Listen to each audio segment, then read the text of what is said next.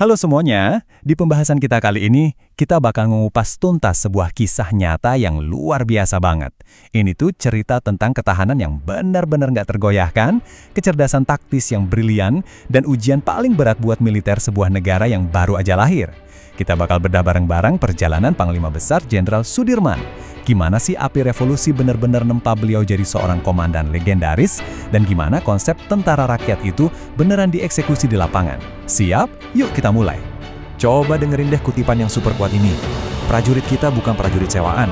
Kita masuk dalam tentara karena keinsafan jiwa dan sedia berkorban bagi bangsa dan negara. Wah, merinding gak sih? Ini bukan sekedar kata-kata manis atau slogan kosong loh. Ini bener-bener fondasi dari seluruh prinsip Jenderal Sudirman. Dedikasinya yang gak kenal kompromi buat negara dan rakyatnya itu, nah itu dia kunci utama buat memahami semua hal seru yang bakal kita bahas habis ini.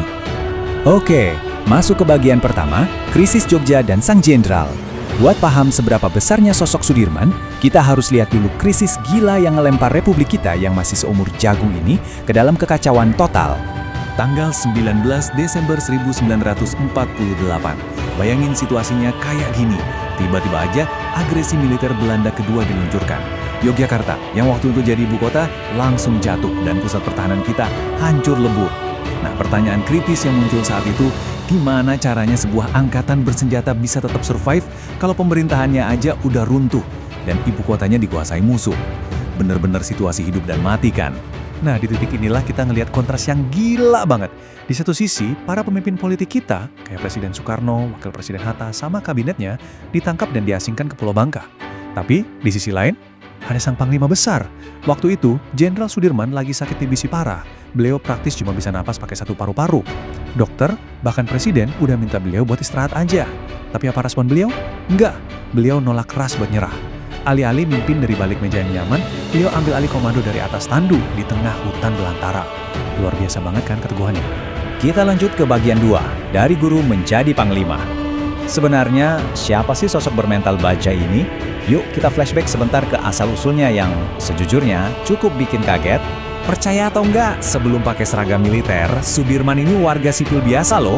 Beliau lahir dari keluarga sederhana, bahkan sempat diadopsi, dan tumbuh jadi pemuda yang super disiplin. Terus, tebak apa profesi awalnya? Beliau itu seorang guru sekolah Muhammadiyah di Cilacap. Fakta bahwa seorang pendidik yang dikenal kalem dan moderat bisa berubah wujud jadi ahli strategi militer legendaris, itu jelas salah satu transformasi paling epik di sejarah kita. Kalau kita perhatiin timeline ini, karir Sudirman itu naiknya cepet banget. Sejalan sama evolusi militer Indonesia yang juga lagi ngebut. Dari zaman peta bentukan Jepang, beliau ikut menginisiasi BKR di Agustus 1945, yang terus berubah jadi TKR, TRI, sampai akhirnya melebur jadi TNI di bulan Juni 1947. Kemampuan beliau buat nyatuin berbagai faksi yang beda-beda saat itu, benar-benar ngebuktiin insting kepemimpinannya yang nggak main-main. Sekarang, mari kita bahas taktik yang bikin beliau dicap jenius, taktik supit urang. Ini tuh secara harfiah artinya pergerakan capit udang.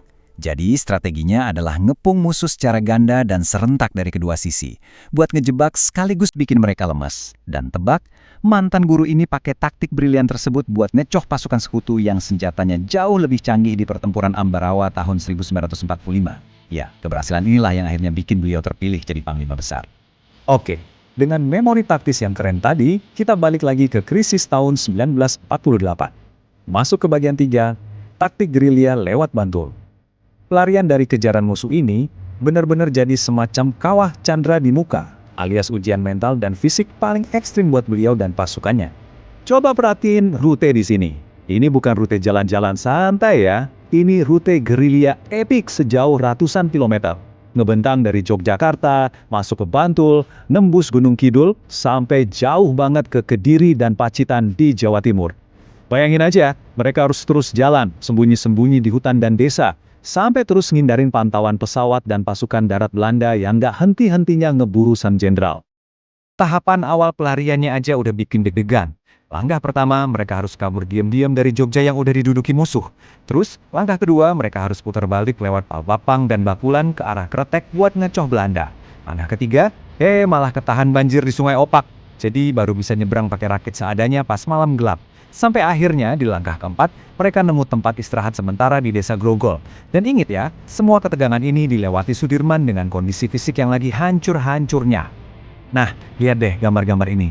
Ini bukan set film ya, ini bukti fisik sejarah kita.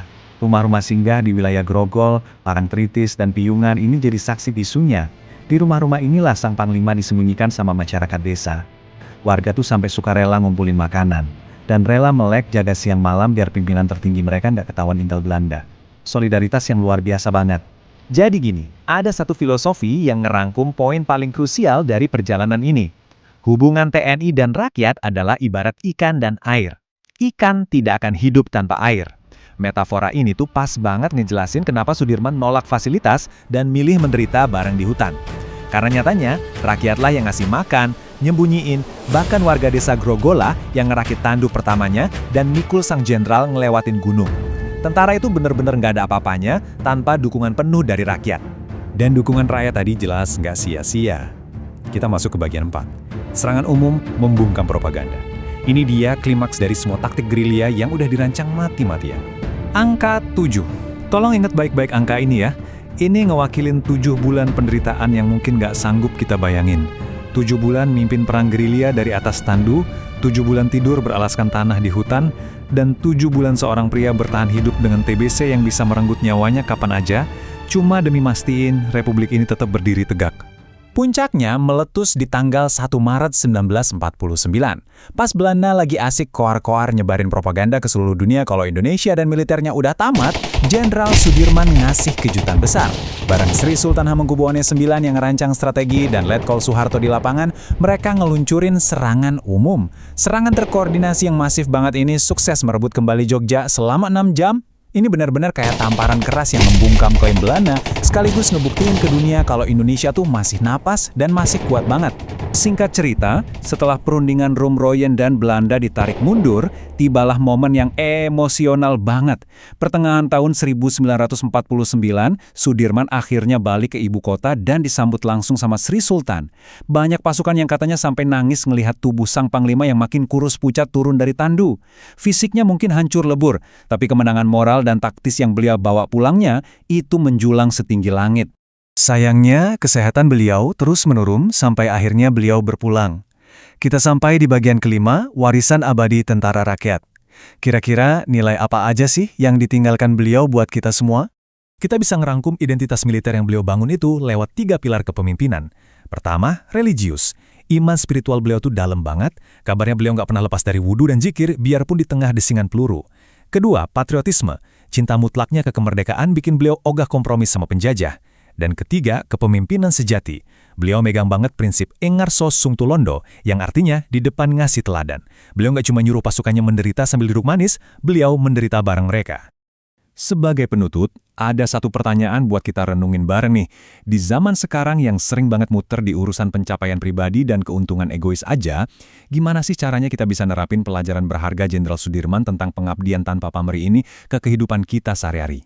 Karena ternyata, kepemimpinan itu bukan soal gelar mentereng, tapi soal seberapa besar kita berani berkorban buat sesuatu yang lebih besar dari diri kita sendiri. Makasih banyak udah ngikutin pembahasan sejarah yang luar biasa ini. Mari terus rawat semangat pahlawan kita. Sampai jumpa lagi.